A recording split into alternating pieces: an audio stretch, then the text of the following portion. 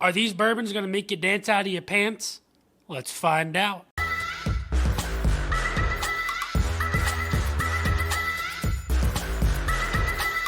What is going on, everybody? Nathan here with the Everyday Drinker, but he has a brand new video. Today, we have a really fun video that I am very excited to get into, and it involves these three bottles on the bar top right here. We've got the Dancing Panda bourbon whiskeys on the bar, the 4, the 8, and the 10-year. And you most likely have seen these hitting your shelves in your local liquor stores because, well, it's very readily available, and it's actually pretty darn good juice. I was able to sample it in the store before I even brought them home to bring you guys this review, and I decided why wouldn't I not do a blind with these, right? See which one out of the three is the best. We've got the 4, the 8, and the 10-year.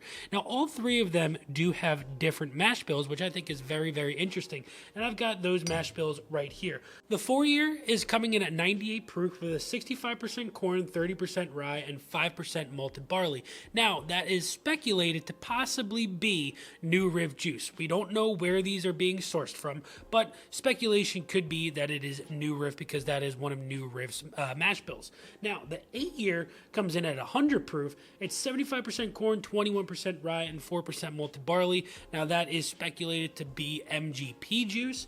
And then finally, the 10-year comes in at also 100 proof, 75% corn, 15% rye, and 10% malted barley. Now, that could possibly be a Four Roses recipe. Now, that's pretty darn cool in my personal opinion if it is, but we're going to dive into this. Let me know in the comments below if you've seen these on your local liquor store shelves and if you've thought about picking them up and which one you think would be your favorite out of the three. I'm not going to let you guys know what I personally thought was mine before the blind, but after the blind to see which one of these three was actually, if my personal favorite, knowing what it is, comes out on top in this blind. Make sure you guys drop that like I said, leave that comment, smash that subscribe button, but let's get into the blind. So let's get into glass A here on the nose. Light apple notes. A little bit of an orangey, the very, very fruit forward, a very juicy, fruity kind of like. A little touch of a vanilla. I get lots and lots of fruit. I do like this palate. I do like the nose a lot on this. Let's get in the palate. Very easy, approachable, soft, sweet. Very, very sweet. The vanilla is the one thing that pops through on the palate a lot more than anything else. So maybe a little touch of a butterscotch, but nothing richer than those sweet candy notes. Maybe a touch of those fruity notes that I was getting on the nose transfer into the palate, but nothing super punchy out of this glass. It's good. It's got a little touch of an oaky presence, but nothing that is wowing me whatsoever out of this glass. Let's move on to B. B's nose is deeper. It's darker. It's a little bit more rich. I get a lot more of like a dried fruit aspect out of this. Blackberries, well, I don't know why that was the one thing that really popped into my head right there, but blackberries, like a blackberry tea almost. And it has a little bit more of like a rich honey on the nose. Let's get in the palate. That palate is so much better than the first one. It's bolder, it's stronger, it's a little bit more viscous, it's got a lot more going for it. You get a little bit more punch from the proof, but I don't think it's anything out of like, the ordinary. It's nothing that's absolutely crazy, but it brings you a little bit more of a love factor on the palate, and it's a little bit more enjoyable, in my humblest opinion, on this glass here. It's sweeter. It's got maybe a little bit more of a sweeter vanilla oak coming through on this glass compared to the first one. The first one had a little bit of an oak. This second one here has got a little bit more of an oaky presence. Let's move on to glass C. Floral notes on this one. And it's interesting with these three because not only are they different ages, we have different mash bills as well. So you're getting really, what's interesting about this is because they're sourced. and the ages are different, but the proofs are a little bit different as well, from the 4-year up to the 8, but the 8 and the 10 are the same. But those mash bills really play a big factor in this. Yeah, really nice floral nose, almost like a green apple coming through on the back end of that as well, like a sour apple. A little touch of a banana actually too.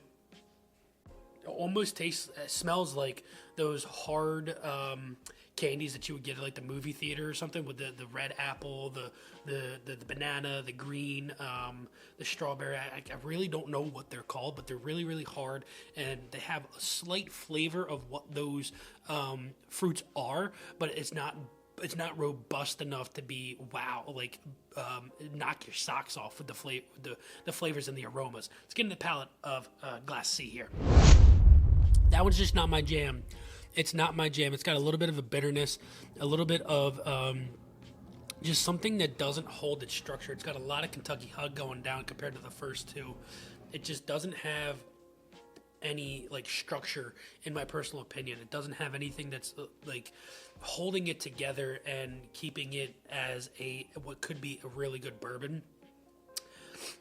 It's got a really nice long finish, but the finish isn't, anything that I'm taken away from. It's good, but it's not great. It's almost got a little bit too much of like an oaky presence, or it's something that is trying to be too much oak, or have too much of an oak influence, and it just isn't really my jam.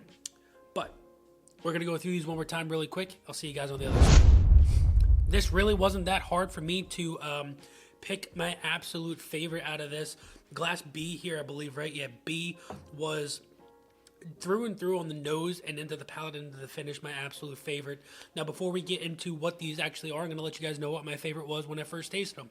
And my favorite was the 8-year. The 8-year for me personally just was for the flavor and the nose and the price. I'll let you guys know what the prices are on the screen right now for these 3 bottles. I think that it was the best bang for your buck, and I think that for the additional, 15 or 20 bucks to get up to the 10-year, I just don't think that the price was worthy of the jump for the quality of the whiskey inside the bottle. But we're going to find out right now if that holds true here in this blind. So let's find out what this one was. This was letter C, and this was the 4-year. As you guys can see on the bottom of that glass, the 4-year did get 3rd place, which, unfortunate for the bottle, but still, for the price, I do think that the slight jump up to what the 8-year is well worth it. Let's find out what 2nd place was. 2nd place was letter A, and that is the 10-year. So that does mean that in 1st place we had letter B, and that's the 8-year. So I'll tell you guys this right now. If you see Dancing Panda at your local liquor store, and you're contemplating, is an 8-year bourbon worth it over a 10-year for that little price jump, I highly, highly recommend picking up the 8-year. Even though the 10-year isn't that much more expensive, I do think that the quality of the bourbon inside the bottle is well worth it, in my personal opinion. If you guys enjoyed this, make sure you guys drop that like, leave that comment down below if you were contemplating picking up some Dancing Panda, because they are hitting shelves here left and right. Make sure you guys smash that subscribe button, check the link out down below for the Patreon. But until next time, this has been Nathan with the Everyday Drinker. Cheers.